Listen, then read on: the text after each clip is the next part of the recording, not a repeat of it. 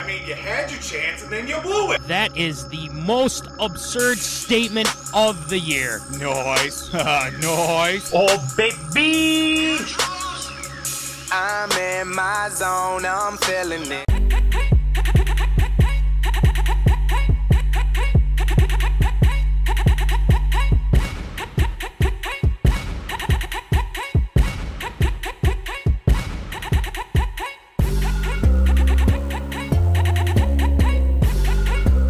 Live from West St. Paul Studios, it's time for MinneZona Sports Live with DJ Matty C and Paul the Shield Vold. And this is MinneZona Sports Live. We are back, yes. Episode 177. Unbelievable. A lot of episodes, a lot of fun. We're having more fun here tonight. Without further ado, I'm your host, DJ Matty C, a.k.a. Matt Callie, a.k.a. Callie, a.k.a. Matty C, etc., etc., etc. And all the way from Granite City Studios in St. Cloud, Minnesota, Voldy, Shield. What is going on there? Shield. Keeping you all nice, toasty, and warm before the big chill that is the rest of the week and going into Super Wildcard weekend for football as well. We've got a lot we need to get to with that. That's coming up here in a little bit. But, of course, we got still to unravel the season that was for the Vikings. But I'm just ready for another great show as always. Know it. And with that being said, and you guys know what the deal is via the Viking season is over. We welcome back Mikey Ryan to the show. Mikey. Yeah. You know, we got a lot to talk about tonight with our Minnesota Vikings. And obviously... you've got some takes. I've got some takes. Voldy's got some takes. We're gonna go all over it. We're talking all Vikings for the last time in a while. You know, it's going to be a while before, unless there's big Kirko news, JJ news, all that stuff. So that is our first hot take tonight. And then we also have Virtues. Voldy is going to be going through the playoff games that'll be this weekend. That's not only Saturday, not only Sunday, but also Monday as well, which is interesting in itself. I love it. So there's a lot going on with that. Mikey just gave me his picks of the playoff team just literally seconds before the show. So that was pretty awesome. So after that, we'll be doing some ARA. A lot of Team USA, the World Juniors coming to Minnesota. We'll talk about that. Flyers trade top prospect and the USA. Oh, stuff going on there. Who knows? Belichick open to changes and all that stuff. Tiger and Nike, they're done. Insane in itself. And then Adam Silver, Draymond Green. Apparently Silver talked him out of not retiring. That's what's coming up for ARA tonight. And, of course, Shield shoutouts. We got some Shield shoutouts as well. So, with that being said, Voldy, before we get into Tater Tot Hot Take, we want to remind the zoners, and obviously you'll be seeing a lot on the social medias, that we've got some new merch right here. Yeah. So I'll start off with this one real quick. Look at this hat. I mean, isn't it just fantastic? Especially when it's going to get super duper cold. Give me like last one. You're going to want to, cover your head and make sure that you're nice and toasty and warm, right? So we have that for you. And then also, you know what the nice thing that we have here? Oh, look at these tumblers. Look at that. How did this end up in Maddie's hands? Well, we can't tell you, but we made an exchange. It's top secret. But at the same time, it's awesome as well. So we'll get prices and stuff for you soon. But if you want one, we can get that for you. And then also, check these out. Oh, it's just swaggy in general. With the pullovers. Voldy mentioned it a couple shows ago. These things are fantastic, nice and warm. Perfect for the winter cold snap that we got going. So anyway, keep that in mind. We'll remind you at the end of the show as well. So anyway, guys, let's get right into it. Let's do it. Tater Tot. Oh, hot take.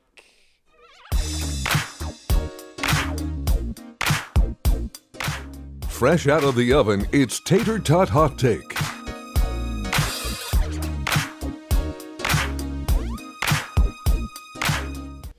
All right, it is time for some Tater Tot Hot Take. You know the takes are coming real hot and fresh and out of the oven. A lot to be said here, gentlemen, with this Minnesota Vikings team. They finished the season 7-10. They lose to the Detroit Lions at Ford Field. A lot of question marks, I feel like,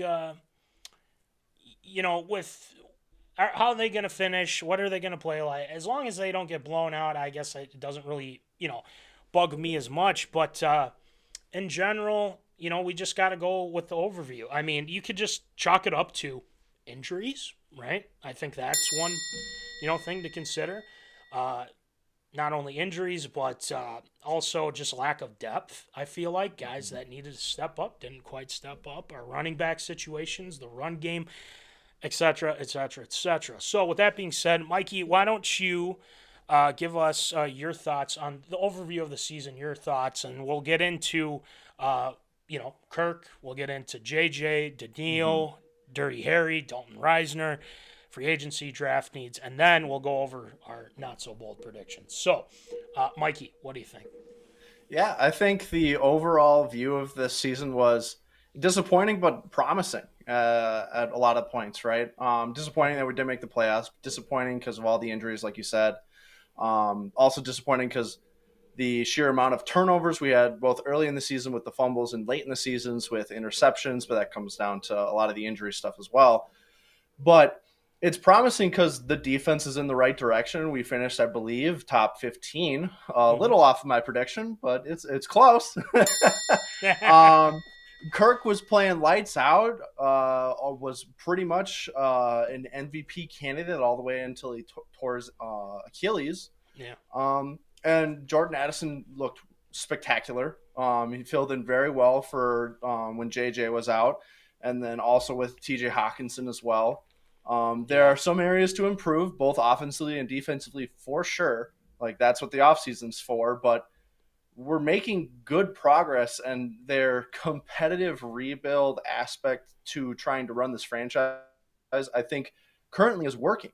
It just comes down to we got to build that depth and then also fill in those key positions, and I think this team is ready to make a deep run for the playoffs.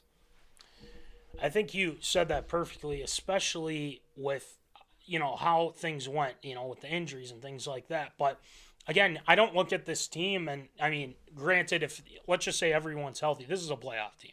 They'd probably be fighting for, and I'm not joking when I say this, and I'll talk more about it later on, but they would probably be fighting for the 1 seed. I mean, honestly, I mean, at that point. We beat San Fran at their best. Right. And exactly. You can't discredit them on that. They were in every game mostly, besides the Packer game and all that. But that was just, it was bad in general. So, Shield, what are your thoughts, your overview on the 2023 season? What do you got? I mean, you obviously throw in the wrench of Kirk getting hurt in the Green Bay game, and you would think at that point, things were going to the right way at that point as well. You get back to 500 after an 0-4 start. The team was really starting to come together at that point. Obviously, Justin Jefferson was putting up his numbers as well. Kirk Cousins was MVP candidate at that point. Then he gets hurt. At that point, you start thinking about how's the rest of the season going to shape up. Do you go with the young guy? Do you try to be competitive as well with Nick Mullins or Josh Dobbs at that point? You bring in Josh Dobbs. He lights the world on fire for 2 weeks, and then kind of wheels fell off of that. And then you throw in Nick Mullins, wheels fall off there. You throw in Jaron Hall. He was scared of his own shadow at that point. Wheels fall off there. So anything positive at that point from Kirk getting hurt was going to be, kind of null and void. The whole season was a wash at that point. You just thought, okay, let's try and be as competitive as possible. Maybe we can sneak into the playoffs and, win the division of some sort. Then we saw in that Detroit game, that wasn't really going to work out. And, of course, in week 18 as well. So, overall, the expectations were there. Everything was kind of aligning right, and execution was, unfortunately, poor in that matter. Defense struggled early on as well, but really started to come together at the right time. Towards the end of the season, was very competitive. Maybe a few questionable calls here and there, at least on the offensive side as well. But, unfortunately, you wanted to have as much as you could out of it. Just didn't go this way this year. So it's kind of disappointing overall, but given the circumstances, you got what you got out of it. Sums it up perfectly. I mean, you got what you got out of it. That's all you can really say. And by the way, with that the Jaron Hall thing, I meant to hit the but I hit the clown one. I don't think he's a clown, so I apologize, Jaron Hall, if you ever tune into this. I did not mean to do it like that. Anyway, I agree with everything you guys said. I mean, it was disappointing in the fact, and I don't think I was disappointed necessarily in the coaching staff or the players or anything like that. I was just disappointed that, we just got hit with that injury bug. And, I mean, with Jefferson being out that long, and when you throw in the defense trying to figure it out, but I think you factor into that the turnovers were a huge issue. And it was at the beginning of the season, too. Not necessarily Kirk, but our guy. I mean, Madison couldn't hold on to the ball to save his life. We had guys Ed Oliver fumbling against KC. TJ Hawkinson fumbling against I think it was the Chargers or the Bucks or something like that. Or the missed catch when we would have won the game against the Chargers too. So there's all these caveats that really bite us in the ass when we are going down and driving. There's always something that, but last year we look at that and say, well, we were 11-0 in one-score games. And then this year, what, was 6-8 or something like that. But the fact is, they are in every game. And that's something where it makes it entertaining. Obviously, you look at the Raiders game and you say, well, I mean, we saw what Josh Dobbs was at that point, and I was like, oh, we might need to go with Mullins here. So, I mean, that game, and then you look at the game against the Packers at Lambeau. So let's start with that one real quick. The Vikings were up 24-3 against Green Bay after Kirko Chains just absolutely throws a dime over Burnt Toast Alexander and just nails Jordan Addison for that touchdown. At that point, you got to think they've put it all together. They put it all together. JJ's going to be coming back. We're in good shape. But then, was it a drive or so later, Kirk tears his Achilles. And the Vikings did nothing at that point when Jaron Hall came in. No offense to Jaron Hall, since, it was what it was. So, I mean, you can say, I say injuries, fumbles, all that. It hurt us. And that's why we weren't a playoff team. And it just turned out the way it turned out. And, we'll talk more about this. But there's a lot of questions coming out about what are the Vikings going to re-sign Kirk. I feel like that is one of the A topics. And then just under that, Jefferson extension. Danielle, that's a big question mark. Is Dirty Harry coming back? We'll go over that. But first, let's start off with Kirko Chains. Like I said on Twitter and just before the show, me and Kirk text and talk more than people know. And, we said, I told him, I said, Kirk, you coming back? Well, we'll see. No, I'm just kidding. Anyway, Mikey, here's the big question. I asked this of the zoners as well. I want you guys to chime in if you think Kirk is going to come back. Now, you don't have to give, 2-year extension, 1-year extension. No. Just say, is he coming back or is he not coming back? Is he going to Atlanta where people are speculating, things like that? Like, who knows? So, Mikey, the big question to you, then I'll go right to Shield here. Is Kirk Cousins coming back to the Minnesota Vikings next season? Yeah, I think he is. I think both Kirk and the Vikings want him back. I think it's a no-brainer. Everybody loves him on the team. He's become, the father figure almost, or one of the big leaders on this team. Yeah. Especially with, he's become a meme essentially on this team with the Kirko Chains and the Coles cash and everything like that. You got to bring him back. You have to. He wants to retire a Viking, or so we've heard. So let's make it happen. I say let's make it happen as well, and we'll see. I mean, like we said, interesting offseason as well with that. Voldy.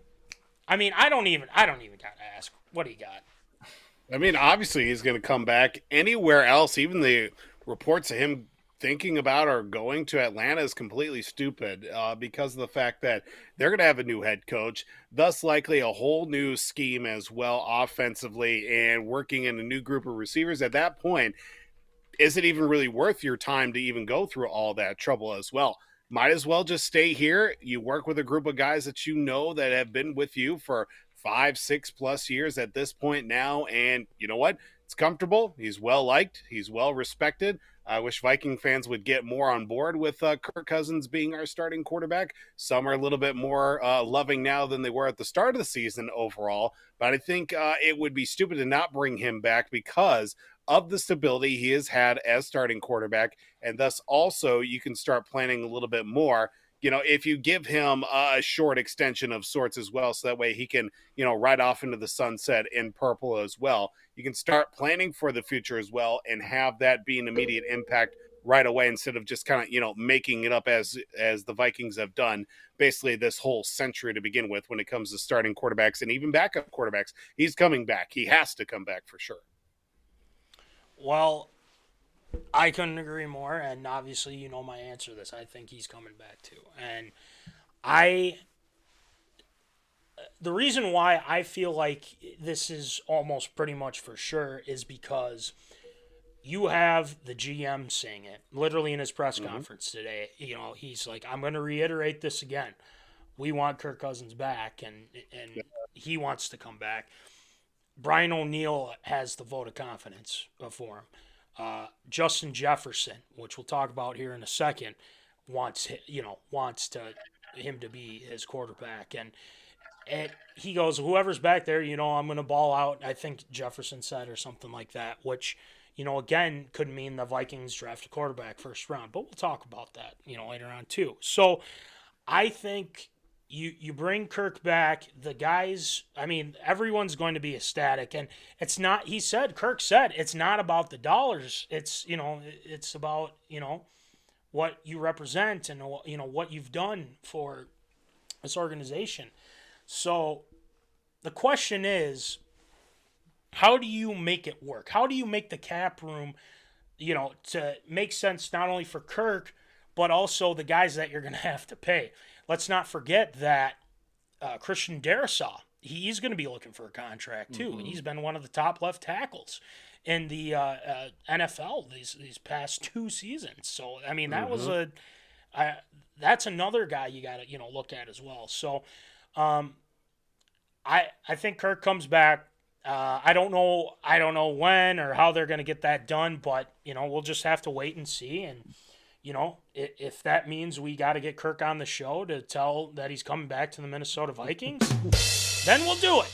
We'll do it. So hashtag Kirko No Chill, hashtag Kirko Chains, all that stuff. So from Kirk Cousins to Justin Jefferson. So let's get your thoughts on the Justin Jefferson thing here, Mikey. Now, I think this has to be the offseason where you get the deal done, you finalize it, you do whatever, you throw whatever money you can at Justin Jefferson and get it done. So, Mikey, would you say that this is the time to do it?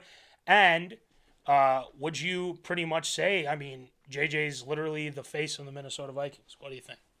Yeah, I'd agree to both of those points. It has to be this offseason. We've seen that JJ, he doesn't like to do contract negotiations in the season. So you have to get it done in the offseason. And if you let him get to next offseason without a contract, he's going somewhere else. Because multiple teams have way more money. He could go join Joe Burrow and Jamar Chase to become, afraid of. the Cincinnati Tigers, basically. They're the Bengals, but they'll become the Tigers again. But it's, you have to do it. The cap situation here makes it a little more challenging because we do have to re-sign Darrisaw. We cannot let him go either.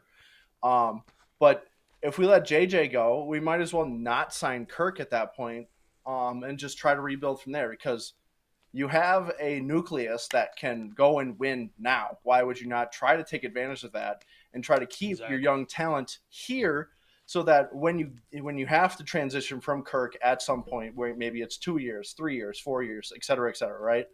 Mm-hmm. You have that weapon there. That's a veteran weapon that knows how an elite quarterback plays and can transition that over to the new quarterback. I also want to bring up a point, and everyone was talking about this past Sunday with JJ. He missed how many games? 7, I believe, this past season. Yep. And he still puts up 1,000 yards. It's unbelievable. Come on, this dude is insane. And then you put him next to Jordan Addison. A fully healthy Kirk Cousins, Justin Jefferson, Jordan Addison, Hawkinson. I don't know how long the process will take for Hawkinson to be fully healthy, too. So that's another thing to factor. This is it was a torn ACL and MCL. So that's another thing to keep in mind as well. So, but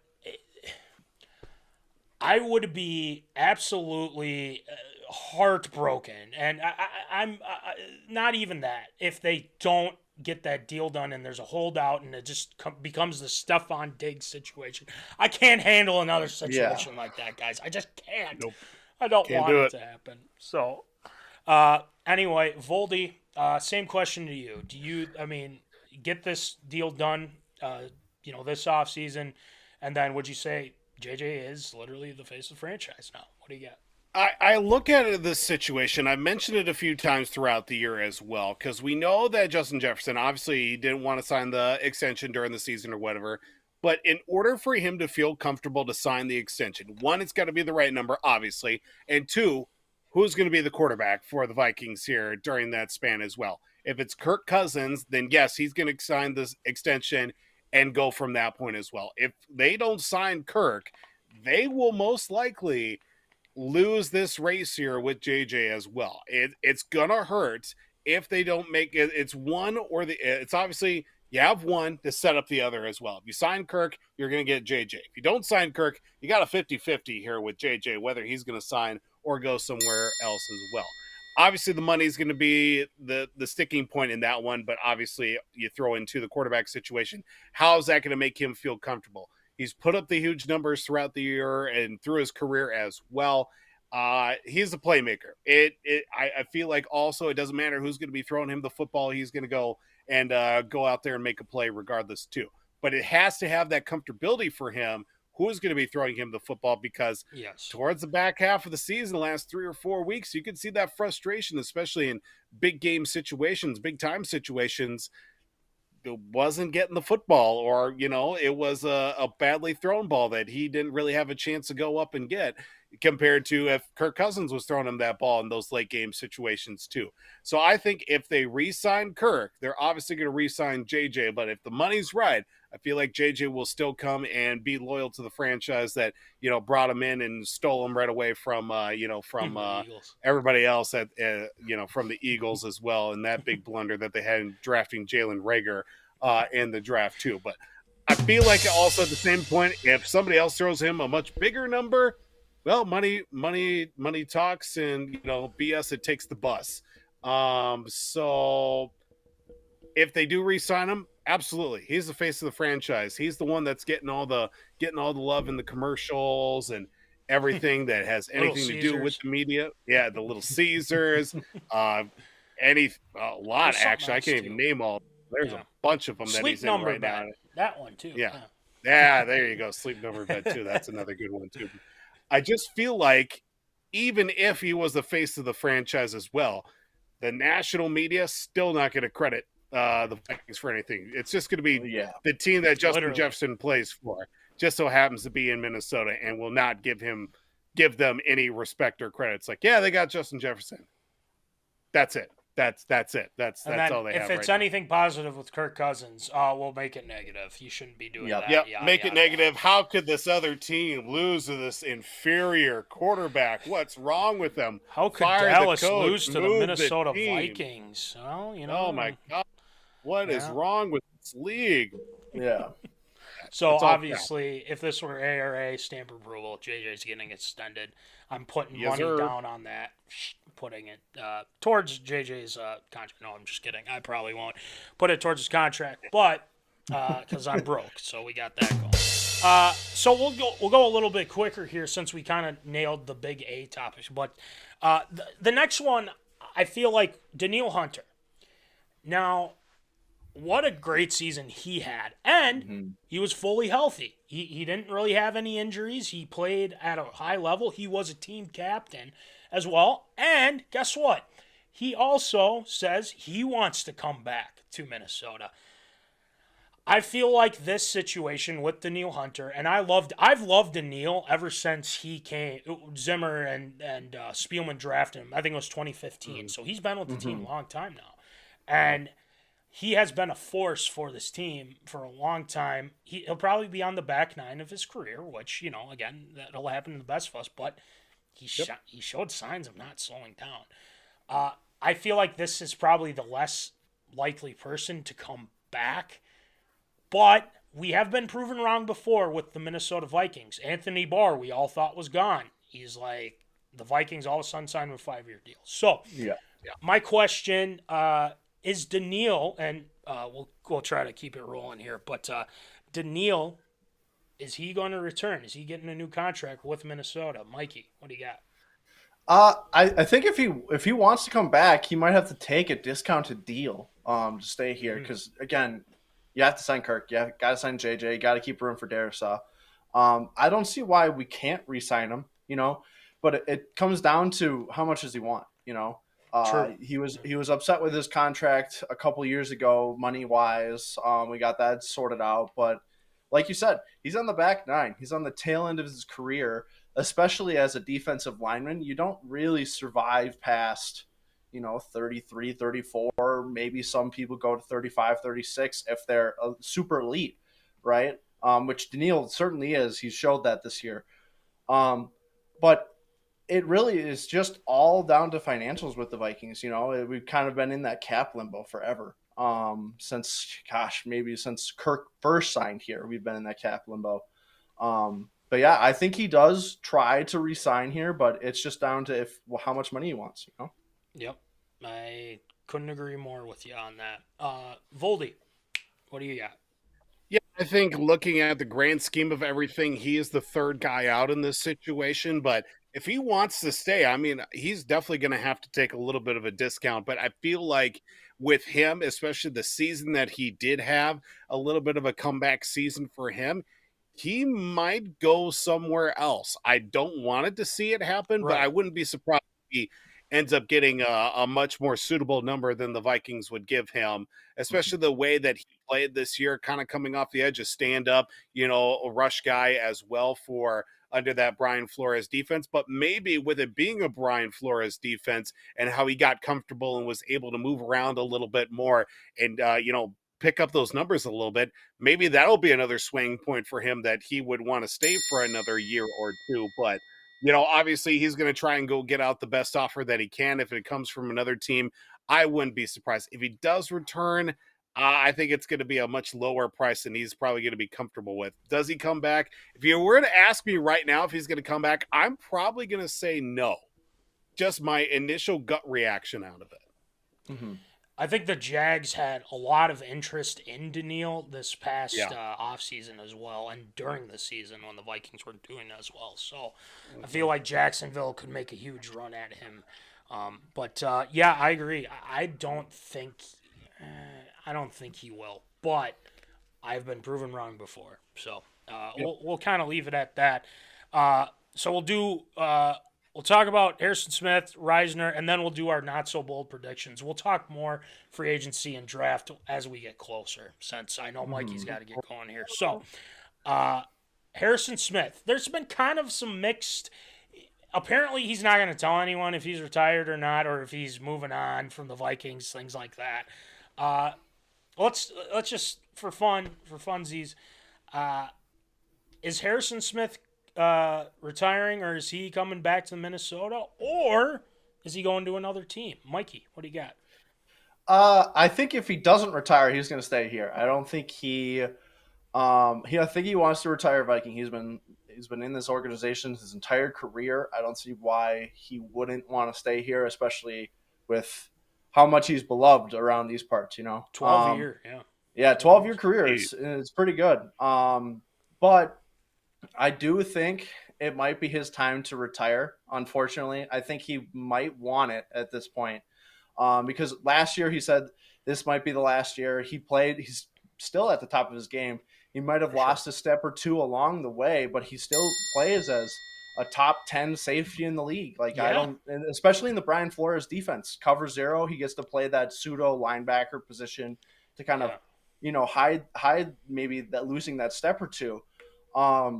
But I think he might want to – I can see it both ways. It might be 50-50, and that's kind of the tough call. But I think he's leaning more towards retirement at this point just due to his body, like either his physical health might be wearing down or maybe he just is done with football, But I'm getting a feeling that it's his time because usually when the big athletes like this, like I'm going to retire, they – shell themselves in unless you're Tom Brady or Brett Favre or anything like that.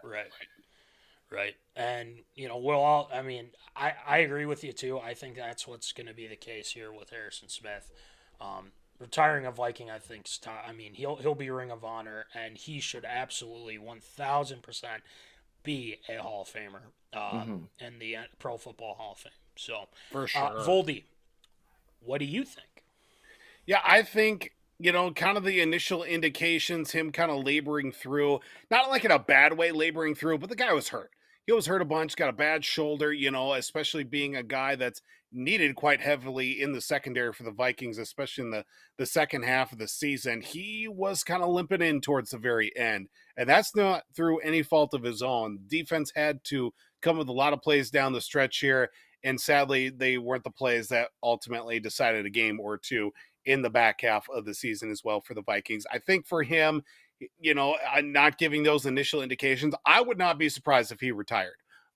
That's just my thoughts on that. I feel like, he's been kind of a guy, speak softly, but, carry a big stick as well. And that's the calling card of his whole career, the hard hits and him going out there and making plays too. So I definitely would not be surprised there if he does retire.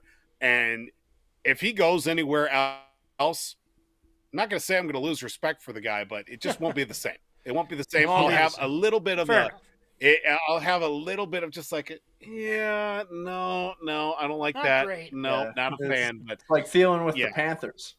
Yeah, it's just like, why? Apparently why? they were going to win the Super Bowl.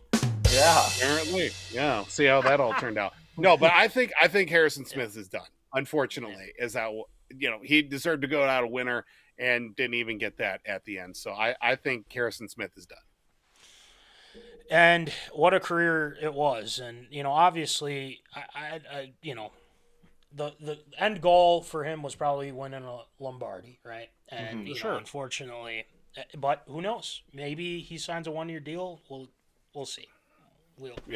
We'll see how things go here. But real quick, before we let you go, Mikey, our bold predictions, or not so bold predictions. I don't even know how to even put this. So, Mikey, you said that the Vikings would have a top 3 defense this season. Oh, boy. But I will say I feel like it's a little less absurd. The last 3 games were putrid, don't get me wrong. Oh, yeah. But I think there were a lot of injuries, a lot of mixing around, too. But, Mikey, is this going to, like you said in the recording, is this going to get you there to absurd statement of 2023? I think it still might be. I mean, I'm what? At least 12 slots off. I thought, when I said that statement, I thought we were going to have a, 20 to 25 defense. I thought Flores would help, but it was essentially the same core. Yeah. So I was like, oh, this is for sure going to launch me up to the top bracket. I was like, I'm the person to lose to, essentially. Now, I think there might be some other absurd statements out there that could beat mine. I don't think Voldy's in the running. I think Voldy is very clear of the absurd statement, but I think I'm in the tournament. I think I might win a round, but I'm probably going to get knocked out. You might win a round. I like that. Voldy said, and obviously, I feel like this was one of our top ones because how animated Voldy got in that in that clip there. Voldy, I personally, and again, I just because I met Kirk and everything like that. I mean, at first I was like MVP season. Oh, I don't know, but he played fantastic. Yeah, those games he was playing. So Voldy, I mean, I'd be shocked if he got absurd statement 2023, in my honest opinion. But you were pretty much spot on for a while there. What do you think? I mean, for 8 weeks of the season, my man was out there getting yards. He was getting tuds. He was out there a silent and loud killer all at the same time. I mean, if I do get absurd statement of the year, it's good because Munson and all his cronies are stuffing the ballot box like he did when he won Guest of the Year or whatever award that was. But I definitely will say, I will stand by my statement that Kirk Cousins is an MVP candidate, even given the fact that he only played, a glorified half season. But if he stayed fully healthy, obviously we know that things could have been a lot different. And I feel like those numbers would have definitely been a lot higher and would have hit a lot of those goals that we were talking about at the start of the season too. So, I mean, I am definitely not absurd statement of the year. That is 1,000% sure. We'll definitely have to keep our eye on what Munson and his boys are doing too. So remember, he wanted Kirk gone. He wanted us to the Jets. So he wanted Will Levis. Look how that turned out. Yeah. Yikes. That's true. That's very true. So mine was the Vikings were going to win the division. There's some absurd to it. I mean, granted, with Kirk being injured, JJ being injured, but it's a little less absurd. A lot of our bold predictions could have easily been. I mean, but the Lions did. You know, I said there was a lot of hype towards them. They'd probably be a playoff team. I think that would be good. But obviously, they hopped us and won the division, rightfully so.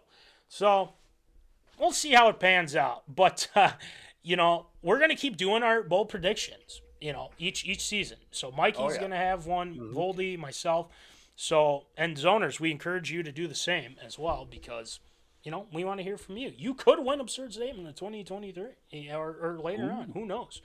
But you will vote, and we'll go from there. So, anyway, we got to let Mikey go. He's got a bowling league. So, Mikey, get a lot of strikes, spares. I'll try. Whatever you need to.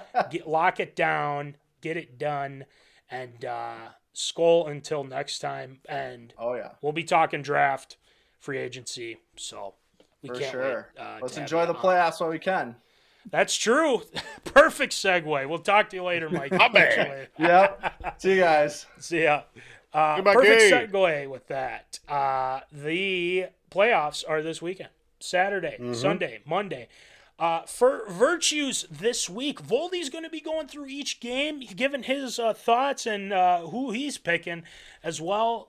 So let's head to the Temple of Wisdom. With Voldy's Virtues. Ooh. Let's get her done. Oh, that's the lower third. Wow. Oh, no. I've really screwed this up.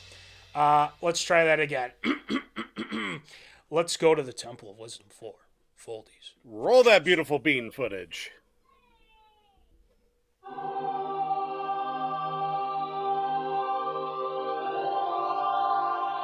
He has emerged from the Temple of Wisdom. Gather round for Voldy's Virtues. All right, so we're in the Temple of Wisdom, but we should give you a score update on both the Minnesota Timberwolves and the Minnesota Wild. Right now, the Wild are down 2-0 against the Stars. So we got that going for us. Rough start. But I wish they went to commercial. But the Wolves are in a close one with the Celtics. Last time I checked was 70-71 Celtics right now. So we will keep an eye and keep you informed with that. So, Voldy, enlighten us with your NFL football playoff knowledge. So as we jump right into, of course, the beginning of the NFL playoffs, let us take a moment to obviously look at the big picture of the matchups and how to properly navigate your way, whether you find yourselves as a sports gambler or someone just trying to figure out which teams to pick. We're going to go down one by one with each contest, starting off, of course, with Super Wild Card Weekend.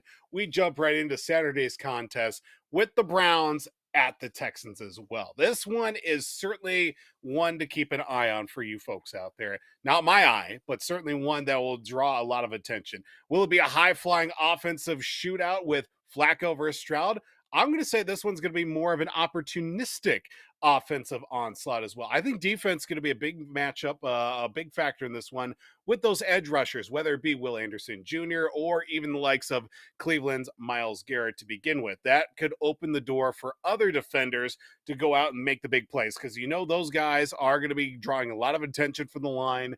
Obviously, running backs chipping and blocking with tight ends also getting in on the action. That's going to be a huge factor in that one too. Who's going to be the next guy once the big guy's taken out defensively? Also, one thing I keep an eye on too is these running backs. Of course, how they play out of the backfield. We do know that Joe Flacco likes a good screen game as well, swinging it out to the running back. Jerome Ford has done wonders for my fantasy team, stepping up for Nick Chubb. And how's that play with even the likes of Kareem Hunt? Then you also throw on the other side with C.J. Stroud, Devin Singletary, Ogunbowale as well. Those two running backs there, whether having the ball out of the backfield or running it right up the middle, the running back situation there is going to definitely be something that will be another big factor for those two teams. Then you also come through, well, what's it really come down to? I feel like in this one, it's going to be experience. Of course, we know that Joe Flacco is, has had the experience playoff-wise as well. So I'm going to say, give me the elite Joe Flacco and the Browns. As much as I want to see Case Keenum's road to a Super Bowl title with the Houston Texans go on. So I'm going to go Browns over the Texans, a road victory for them to open up the postseason. Now, here's another one that certainly will keep a very close eye on for the national side of things. The whole world will be tuning in to Dolphins at Chiefs as well. True. A couple more notes have been coming through as of late. Here, even coming into today, how it's all going to play out. Who's going to be more in control of their dumpster fire of a squad here towards the back half of the season? Is it Tua or is it Mahomes? Points will be scored, but I'm thinking also defense will reign in this one, with the secondary having to control the flow of the game. Of course, Jalen Ramsey for the likes of the Dolphins, and the defensive side, of course, with the secondary for the Chiefs, will certainly have to step up in many, many different ways here. Late game action will certainly be paramount, but let's certainly hope, can the Chiefs get the right play calls in, and will the ref not be a factor in handing them the game at the end to the defending champs? And how will all of this affect Taylor Swift's legacy as an entertainer when the Chiefs see their first round knockout when they fall to the when Kansas City falls to the Miami Dolphins? But another big thing, and I'm just learning about this here today, a high of 0, low of -9 in Kansas City. Patrick Mahomes has always wanted to be a snow game guy. I don't know about snow, but can he be a frigid cold? Can he be an ice game guy as well? I wanted to say Dolphins over the Chiefs. Now, I'm looking at this one. Weather is going to be a factor. Obviously, it's Kansas City. I want the Dolphins to maybe pull off an upset, but I'm going to have to go with the Chiefs in this one. Home field advantage completely paramount. I feel like the Dolphins could screw this up somehow, or maybe the refs will be a factor in this one too again. So I'm going to go to the Chiefs over the Dolphins, as much as I want the Fins to go and steal one away from Kansas City. Now we're going to transition, of course, to the Sunday matchup, the Sunday slate. Steelers at the Bills. A couple of bumbling teams here at a couple of points during the season. The streaking teams are certainly the most dangerous teams once you come to the playoffs as well. This game has got one of my eyes very peaked in this one as well. Bills, they struggled early on with the turnovers, inconsistent play, but they've certainly figured out things with a few key matchups and pickups defensively at the trade deadline. Of course, you do have the Steelers, who are making it somehow work with a bunch of no-name and young players on their offensive side, and a revolving quarterback room, and a defense that's been hurt more times than not, but yet somehow they find a way to make the playoffs. So let's see if Tomlin can rally the troops for, one more last run at it in his time in the Burgh. I think at the end of the day, if this is the year where things haven't gone right for the Buffalo Bills, just have not gone the way that it has in the past, and they get heartbroken in the postseason and a spot in the championship, could it actually go right for Buffalo this year? When things have gone wrong, can it go right? So I say, go Buffalo, getting the win at home. It's supposed to snow there as well. That'll be another thing to keep interest in as well. Of course, the other Sunday contest I'm looking at here, in a matchup that completely terrifies me in many, many ways, and then one, Green Bay at Dallas. Because you know what's worse than a happy, gloating Green Bay Packer or Dallas Cowboy fan? An angry or sad Green Bay Packer or Cowboys fans, because the continued, just the emotions that'll be pouring out, complaining about, we didn't get this play, we didn't get this call. I've got about 7 or 8 people I'm imagining here on each side of the fence. That's Clements. Depending on the result of that. But I'm looking at it here as Green Bay has been playing well as of late, as much as I hate to say it. So it'll be interesting to see what this young squad will do against a bloodthirsty defense that can hurt you by simply rushing the ball and taking the ball away as well.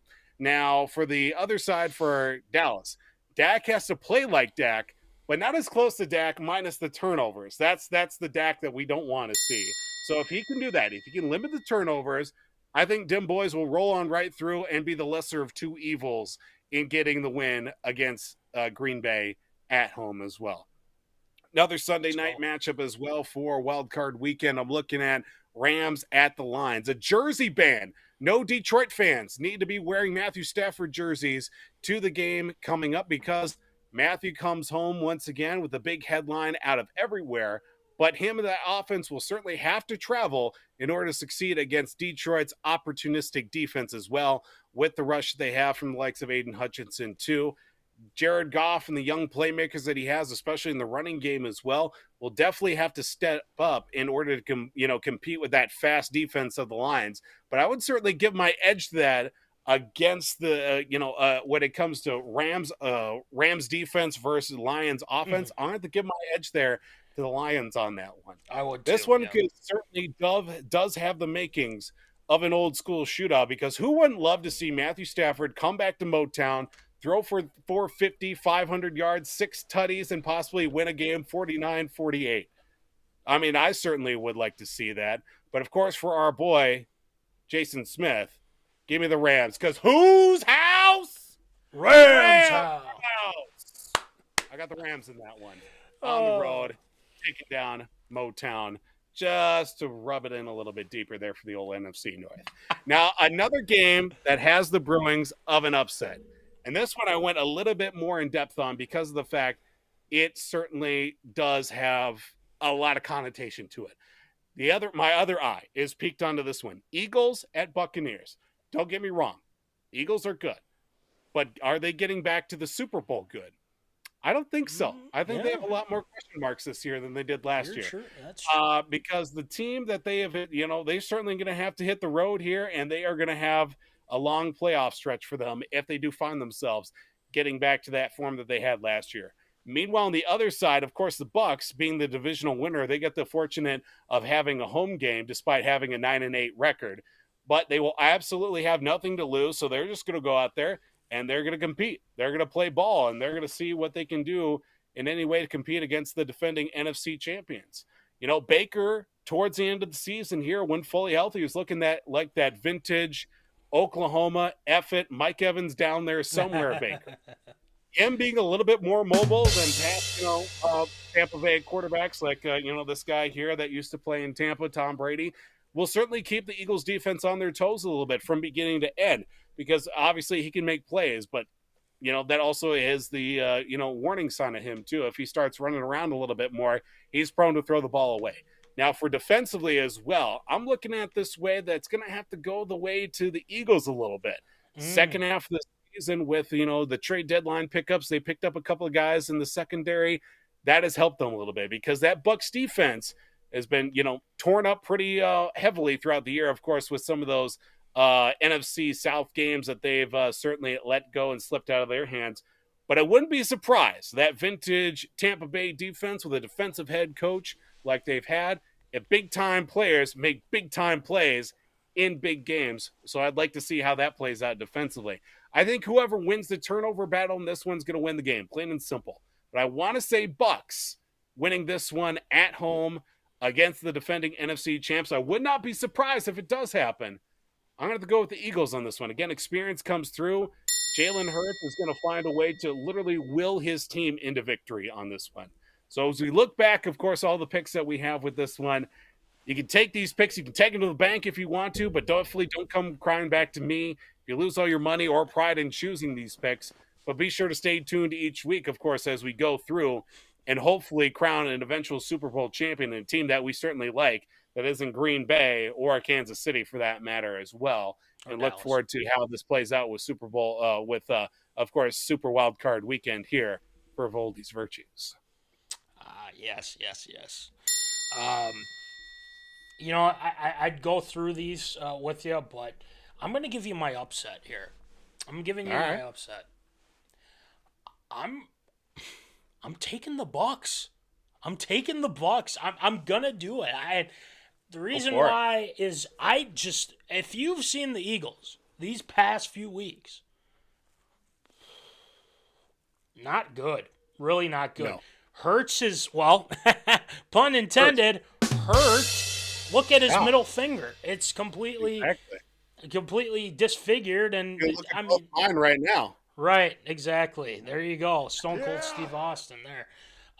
So there's that. And then also, think about this.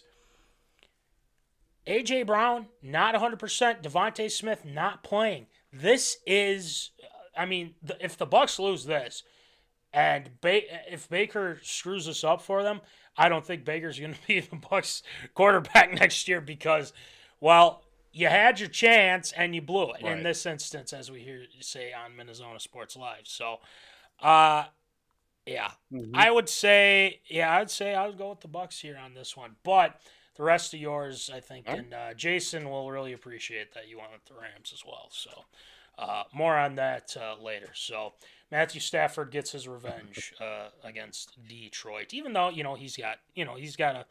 likes Detroit too. So, I mean, it isn't like no ill will. Revenge, so. Right. No, definitely. But that I feel like that game I'm going to have my eyes on because if the Rams do win, great. But if the Lions win, I'll be like, great, good. They can have their win. Good for them. So, but Packers down. Losers want that to happen. We just can't have them win. We just can't. So, anyway, great job with virtues this week as usual, Voldy. We will keep an eye out for all these games that are happening, and it'll be a fun weekend. It's always a fun weekend with all those games going on. So, we will enjoy it.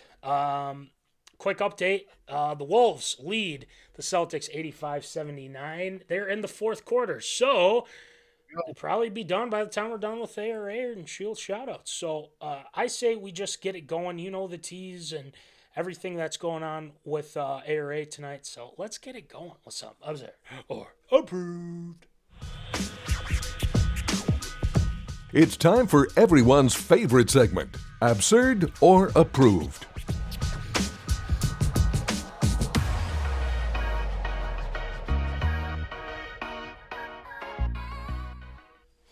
All right, and it is time for Absurd or Approved. So, Voldy, why don't you rattle them off for us, please?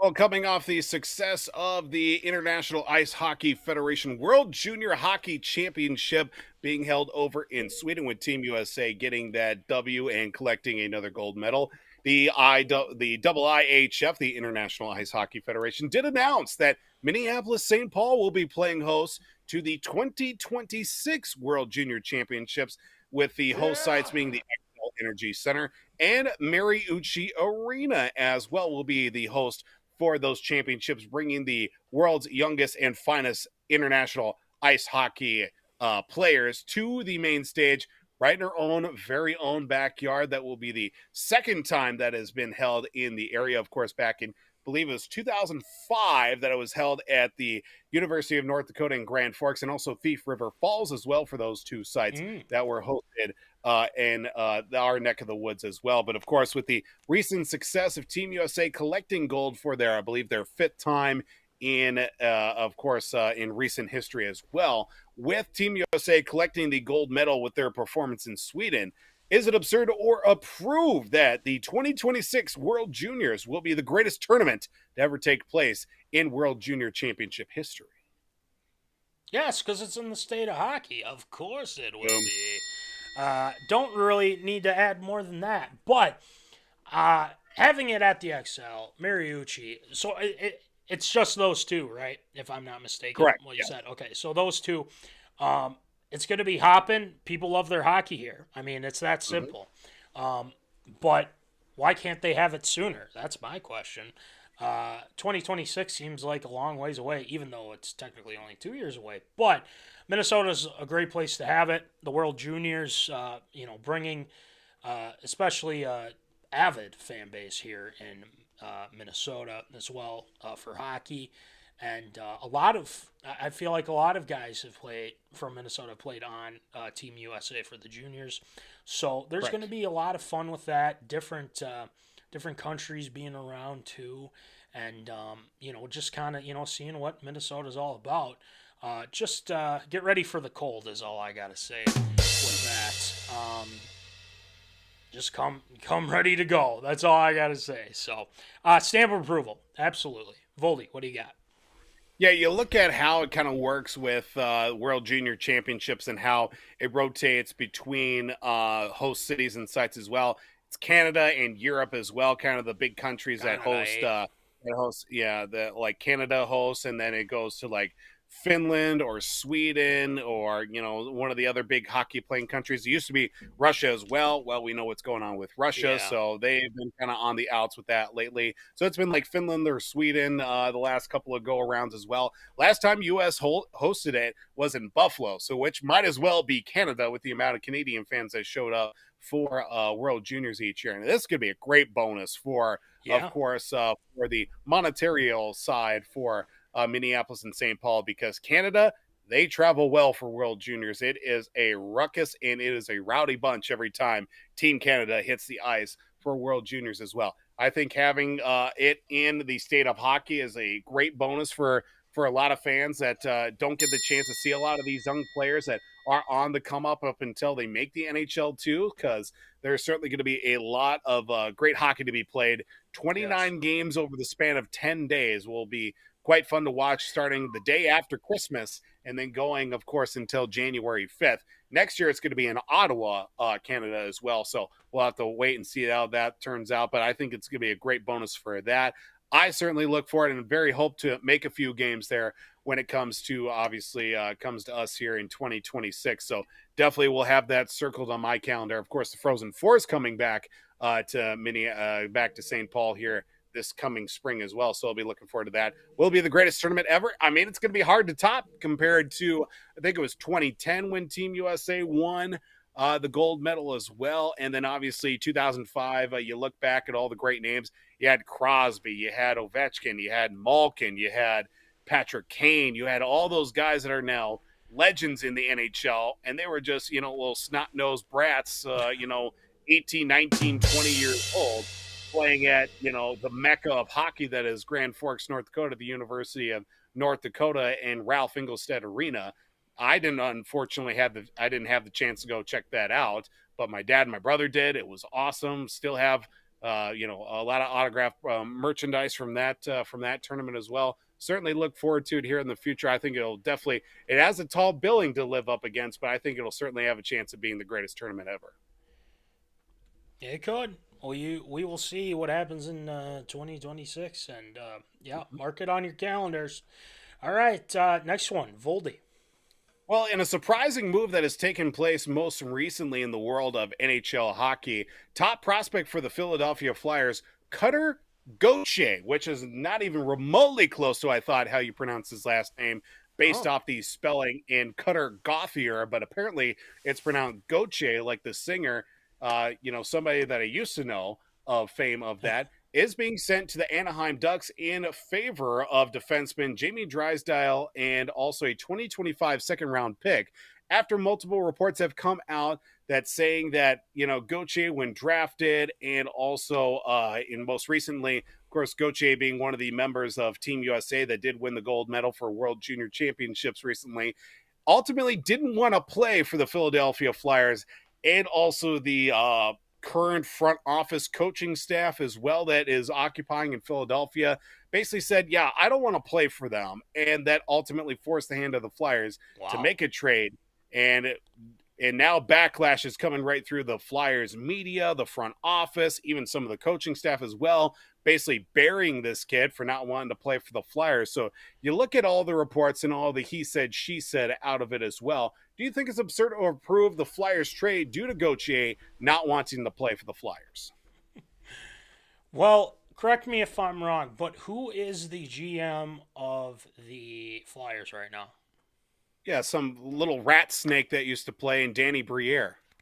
Oh, Hate that guy. Oh, did they fired Fletch, huh?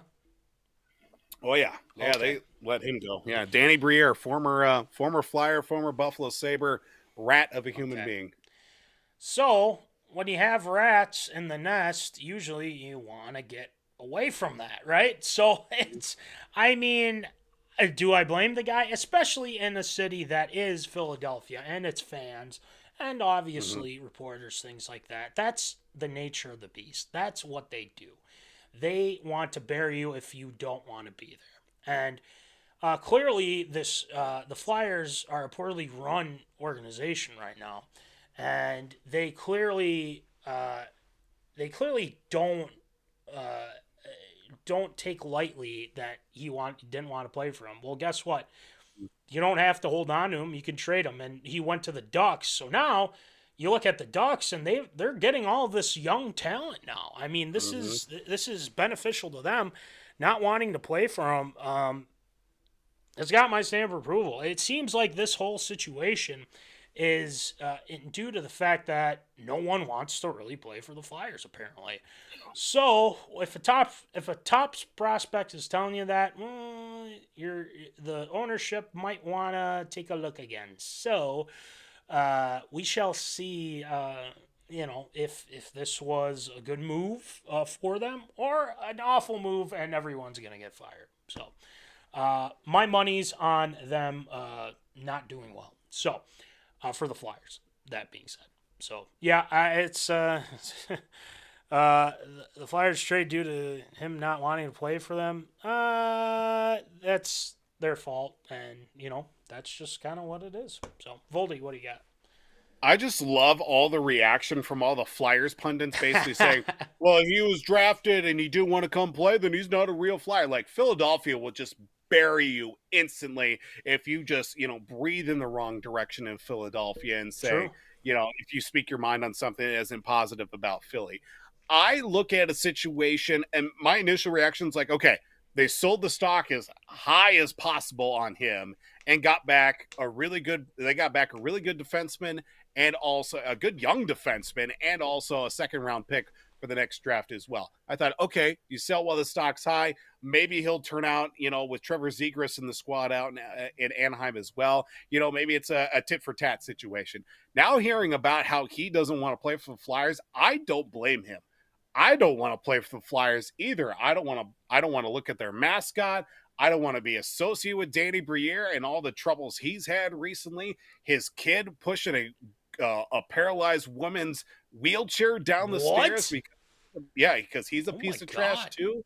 Yeah, at a barn apparently. She wasn't in the wheelchair, I'll say that. He just pushed the wheelchair down the stairs. I think she was being helped out of the bathroom or something like that. That's a different story for a different day. And then you got, John Tortorella, fantastic coach, but really kind of the old school, just like, look, I'm going to say what I want to say, kind of old man yelling at the clouds kind of guy. Not quite to the same level of Mike Babcock crazy, but certainly, kind of teetering the line right there. And one of the funny things was, of course, when asked about the trade for Gauthier as well, and he was saying, yeah, I wouldn't know Cutter from a hole in the wall.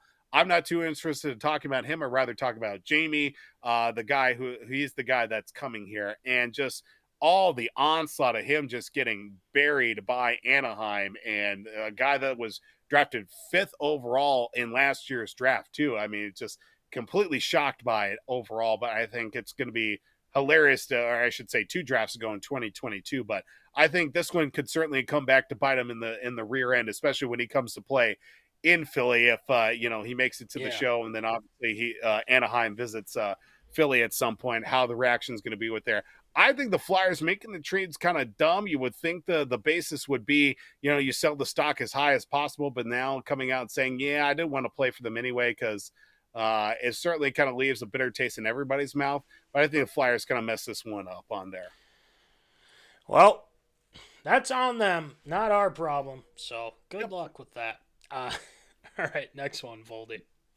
Well, after a 4-13 regular season, a lot of questions going into the offseason for the New England Patriots. One of the big ones being, what's going to happen with Bill Belichick, the soon-to-be Hall of Fame coach as well? I mean, it's pretty much written in the stars that he's going into Canton one way or another. What's it going to be like? Will he remain as head coach? Will he step away from coaching? Will he be GM? Will he step away from GM and just be head coach as well while somebody else takes the reins on that? With there being, of course, him still being under contract for another season, what's it going to look like as well? But there have been reports being put out as well that Belichick would be open to the idea of stepping away from the player personnel, the pseudo GM role, and so that way he can focus on coaching while somebody else is bringing in the guys that he wants and needs for the team as well. There is a lot still up in the air as well. A lot of former Belichick and Patriot coaches and former players that are now looking for new coaching roles as well. Of course, Josh McDaniels got fired before the end of the regular season. Mike Vrabel was just let go. I think, what was that, yesterday or even today he got let go? Yesterday, yep. So, yeah, it was yesterday. Of course, I talked about a month, 2 ago about both those guys being leading coaching candidates if Belichick should be, let go by the Patriots. So there are a lot of things to look at. But, of course, the idea of Belichick relinquishing control of player personnel with the lack of production has come out of the draft as well. Free agent signing guys as well, that has just led to a lot of disconnect within the team. Thus, now the results not going to the favor of the Patriots after a 4-13 season. Is it absurd or approved? Could we see Bill Belichick be removed as Patriots GM due to and could that also be a factor to future success for the team as well? I don't think I think there'd be a lot of headbutting if they hire a GM. Unless someone's willing to play ball and somebody he knows, I feel like that would work. But as of right now, I've been literally saying this for ever since, I feel like maybe last year or something like that. What left does he have to prove? I mean, honestly, he's a Hall of Fame head coach. He's going into Canton, like you just said.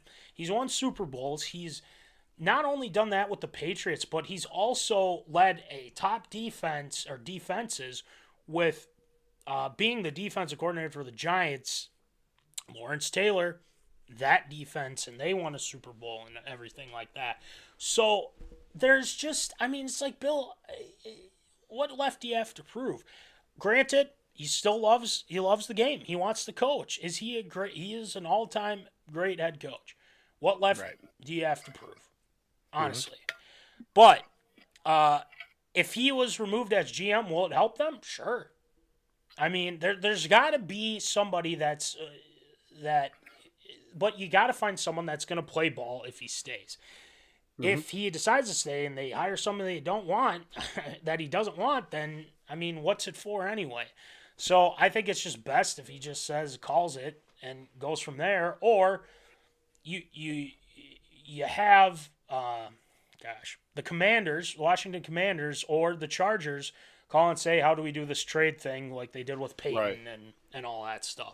So I don't know. With Belichick, you're never going to get a straight answer anyway. So you'll find out when you find out.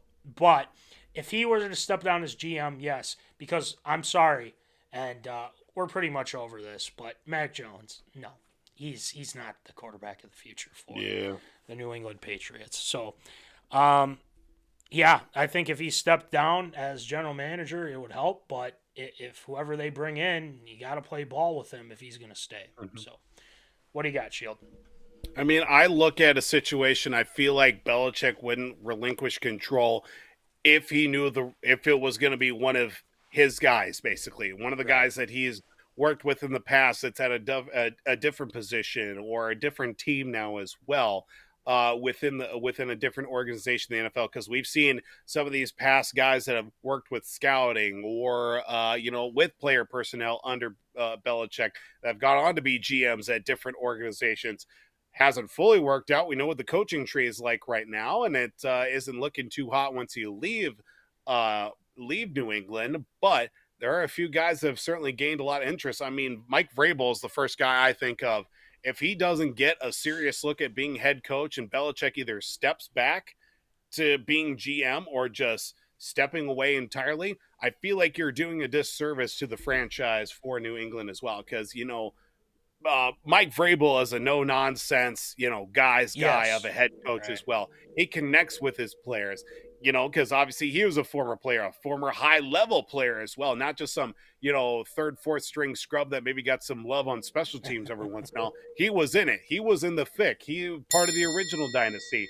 He made it happen no matter where he was, at whatever level, from Ohio State to Kansas City before they started playing really well. And, of course, now with he was a big part of Houston's turnaround when he was with Bill O'Brien's staff, and now at Tennessee as, head coach. First couple of seasons, really good. Last couple of seasons, not so hot. So that's why ultimately led to that, breakup there, unfortunately. but it could ultimately play to the Patriots' defense on that one. I don't know if you give it one more year, let his contract play out, and then let him go. But I feel like a move has to be made sooner than later in regards to obviously preparing for the draft. And then you look at how that's going to affect the team as well. In this case, no news is not good news in this one when it comes to being Patriots. I feel like if they do remove him as GM, it could be a key to the future of success.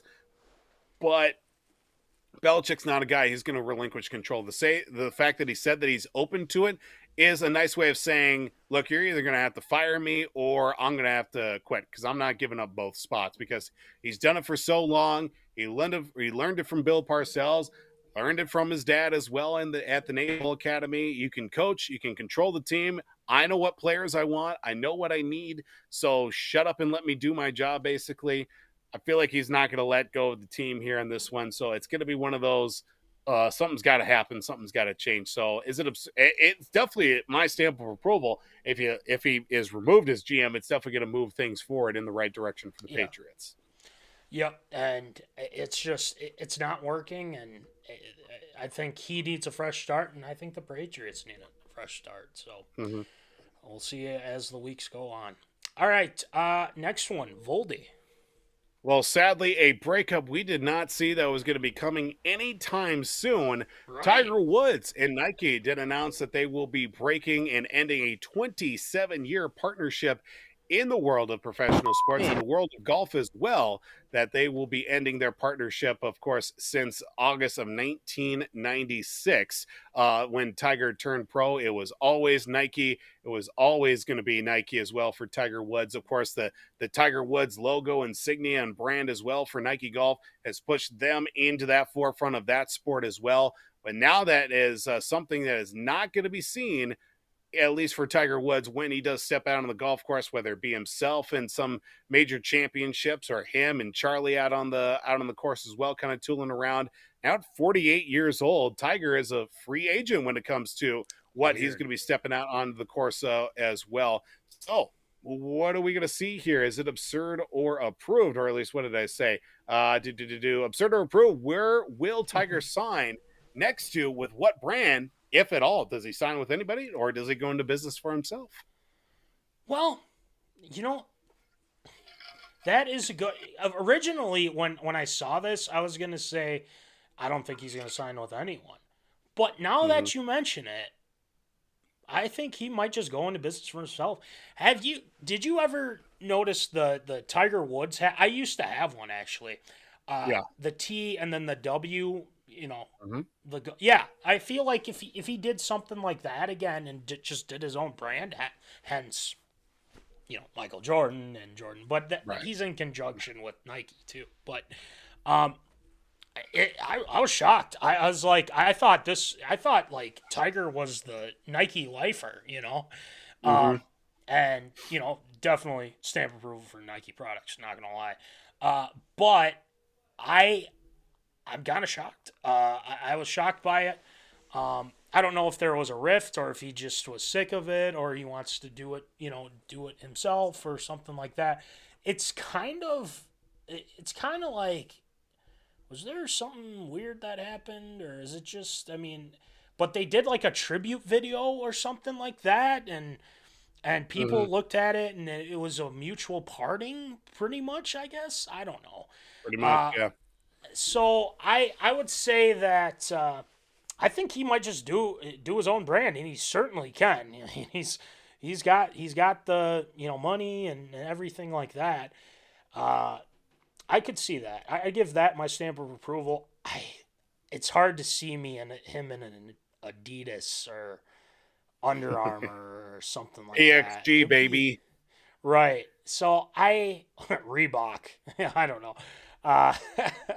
But I don't know. I think he might just do his own. I think that's very possible. At first, I was like, he's just done in general, but maybe he will be. I don't know. So I'll go with that. I'll stick with that. I'll be like, I think he's just gonna do his own thing. Tiger Woods, something or other. Who knows? What do you got, Shield? I look at it too, of course, reading the footnotes of this article I'm looking at with Nike announcing, back in December that they were planning on cutting costs over the next 3 years. This one, coming from the tail end of everything, laying off employees as well at the Nike Corporation as well. So that doesn't surprise me that they would kind of step away a little bit and kind of let each other do their own thing. Because, Tiger's not going out there. He's not winning majors like he used to as well. It's been a number of years now. He's just kind of tooling around with the kids and letting them do their own thing too. And, just so happens to be, hey, look, there's Tiger Woods too. I wouldn't be surprised. He's been playing with TaylorMade clubs and hitting around Bridgestone balls as of late as well since about 2016. So that's right. I wouldn't be surprised if something happens there. But now thinking about it too, Tiger Woods is certainly his own brand. I mean, still the name Tiger Woods conjures so many things, imaginary or not. And you can get a couple of young golfers on the tour as well to sign with a Tiger Woods brand or something like that. That's going to do wonders for not only himself, but of course the future of golf too. But I wouldn't be surprised if something stupid happens where like Tiger signs a deal with PXG or, obviously TaylorMade or something like that to bring him into the fold too. And, be like, hey, we got Tiger, he's not the same Tiger, but hey, name recognition alone, it's Tiger. Exactly. Buy our stuff, not theirs. Buy our stuff. So, I mean, I'm not going to say he's going to sign with anybody lately, but wouldn't be surprised he makes a move here, at least shore up the wallet a little bit more, make sure those rounds of golf are paid for as well. Yeah, that's true. That's true. Who knows? Maybe his son will, get his own thing. We'll maybe with Nike or with like the Woods family type of thing. I don't know. It's ask Hunt. He'll probably know. I don't know. No, last one, Voldy. Yeah, so we head to the world of the NBA and a surprising story that kind of came out here recently in a conversation talking about Draymond Green. Talking with Draymond Green, who's currently on his indefinite league suspension for his most recent confrontation on the court with Jusuf Nurkic back on December the 12th. Feels like much longer ago than that. Draymond Green talked about the possibility with his latest indefinite suspension of even retiring from the NBA, but it even took the actions and conversation of NBA Commissioner Adam Silver to talk him out of going into retirement. And it was very much, kind of a coaching up, be like, hey, we kind of need you. We, obviously this is a situation that nobody wanted. You take your time, address what you need to as well, but we'll be here for you. Of course, talking about with Silver kind of trying to keep, Draymond Green from making a rash decision and retiring, even if he's at the top of his game or at least somewhere around it as well. With the recent, suspension that did take place multiple times here throughout this season as well. And of course, the repeat offender that is Draymond Green too, with everything that he's done in the past to get up to this point of his career too. So you look at the whole situation with Draymond Green now on the suspension, the fights and kerfuffles that have taken out on the court during the season, and now you get the commissioner throwing his hat into the ring and basically talking him out of retirement as well. Is it absurd to reprove? Should have Adam Silver intervened with Draymond thinking about retiring with this latest suspension that he had? I think that's a great question. Okay, if I were Adam Silver, I wouldn't have intervened. I would have just said, I would have been like, I'm not touching it. I'm not touching it. That sounds like a you problem. Right. That's exactly my thoughts on that. But I get it. He's the commissioner. He kind of wants to give him that second chance. I mean, I get that. But if I were Adam Silver, and again, he already talked him out of not retiring and all that stuff. But I want to pinpoint exactly why he was suspended in the first place. Well, I mean, for the safety of the players, for one. And hopefully he got the help that he needed. And I hope he understands, too, that, that this is serious. And this isn't something that you can take for granted. I think he should have been out maybe a little bit longer just to kind of send that message. But right. Adam Silver kind of talking him out of it, okay, fine, whatever. But if I were Adam Silver, I would have said no. I would have just, pretended you didn't hear anything and just Right. say, oh, he's thinking of retiring? Okay, well, I'm not going to stop him. That's what I would have done. That's exactly what I would have done and said, you know what, screw that. I'm not dealing with this crap. And, you know, that's just me because he's hard to trust. And he's got to gain a lot of that trust back very, very soon because there's a lot of people against him. And, you know, he's got to – hopefully someone gave him that come to Jesus moment and said, listen, man, you can't be doing this stupid stuff. So, Right. yeah, I think it's absurd. I wouldn't have done it, but you know, then again, I'm not the commissioner. Not my decision. Voldy, what do you think?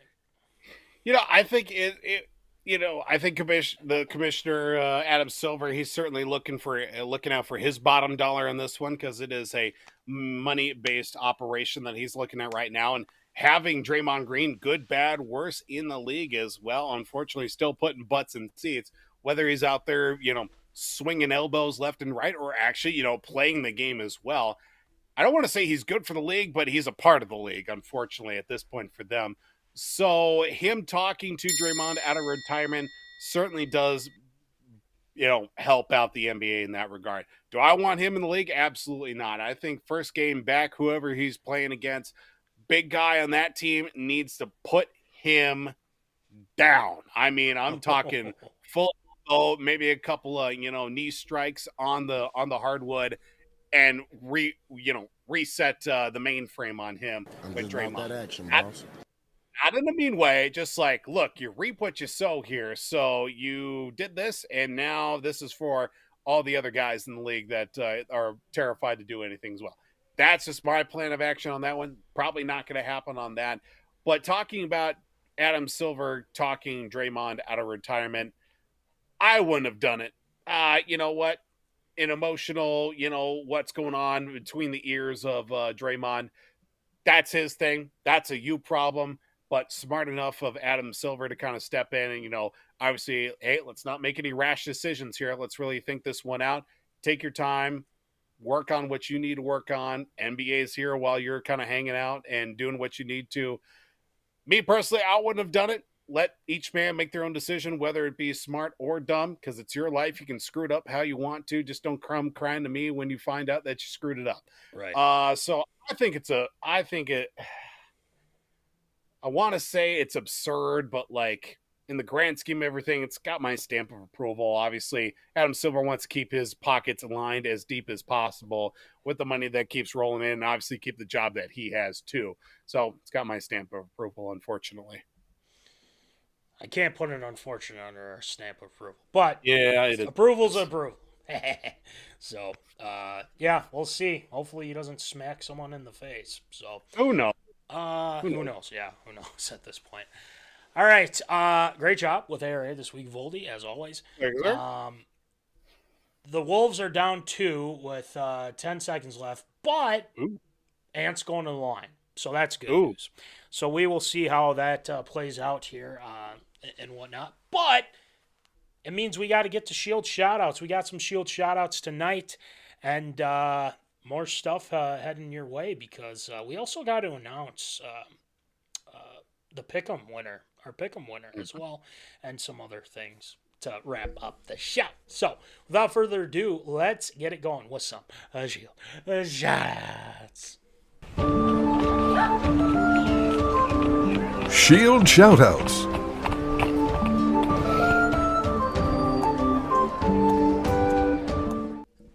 All right, Shield, who you shout out tonight?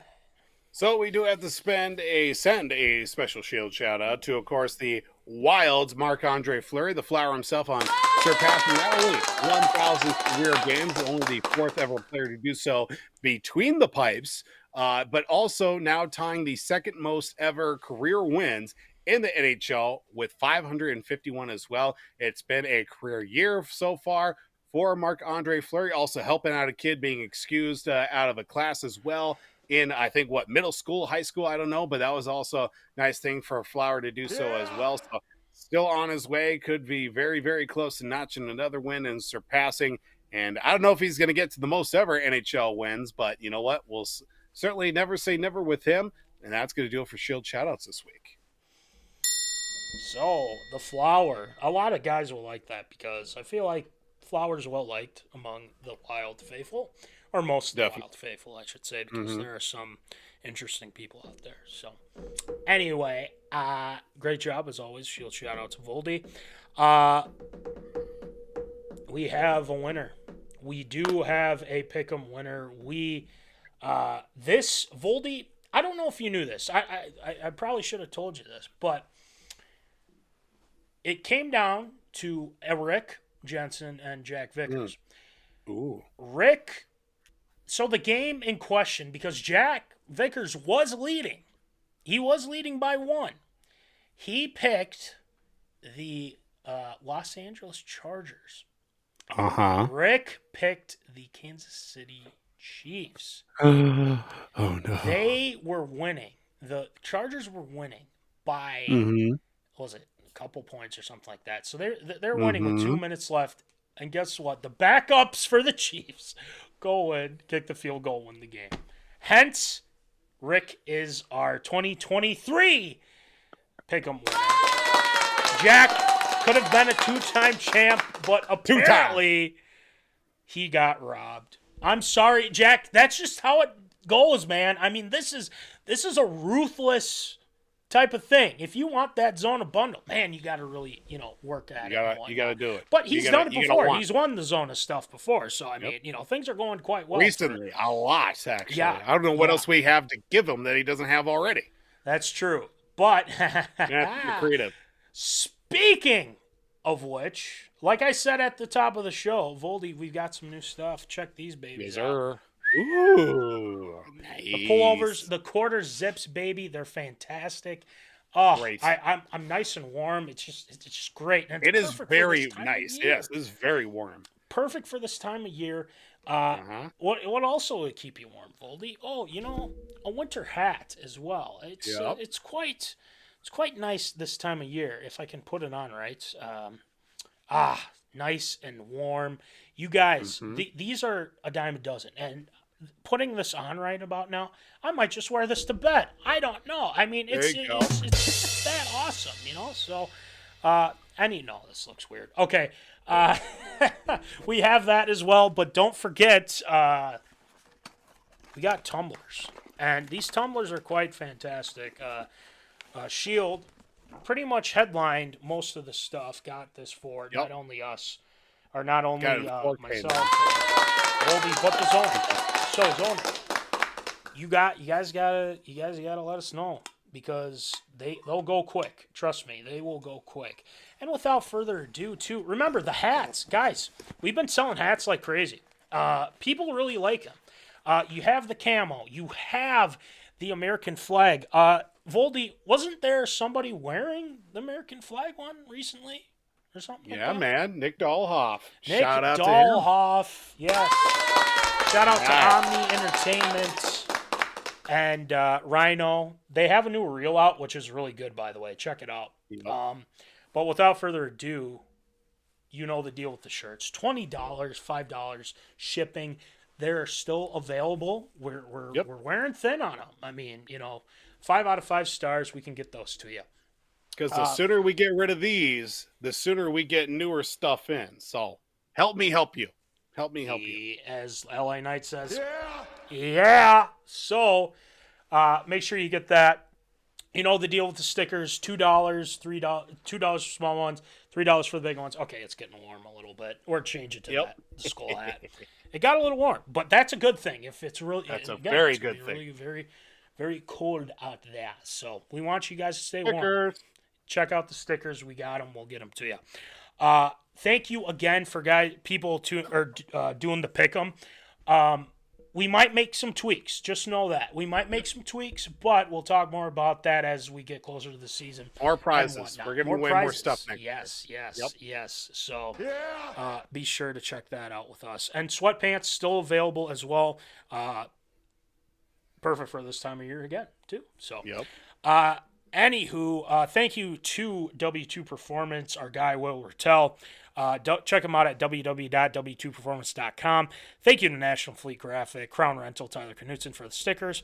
Make sure you check out the victorious POD, Tyler Herman and Jack Vickers. Yes, Jack, I'm sorry that you lost, but you fought hard. You did. You really fought hard to the end. Make sure you check out their show with fantasy football.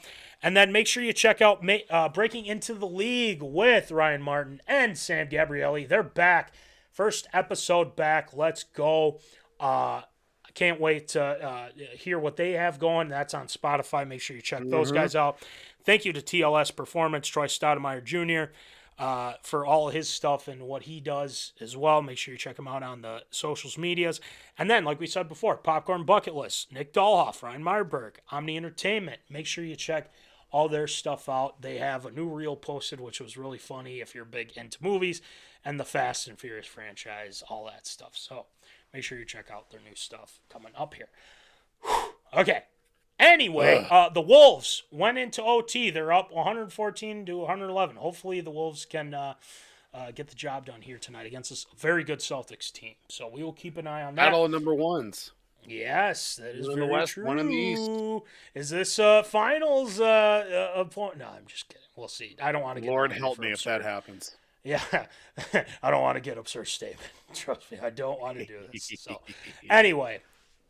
Without further ado, that's going to do it for episode 177. We'll be back with more fun, more content coming your way, as well as the merch that we got coming. So, yes, sir. Yes, sir. Make sure you check it out. Look on the social medias, all that. So, again, you know the deal. Folks, keep in the zone. Holla.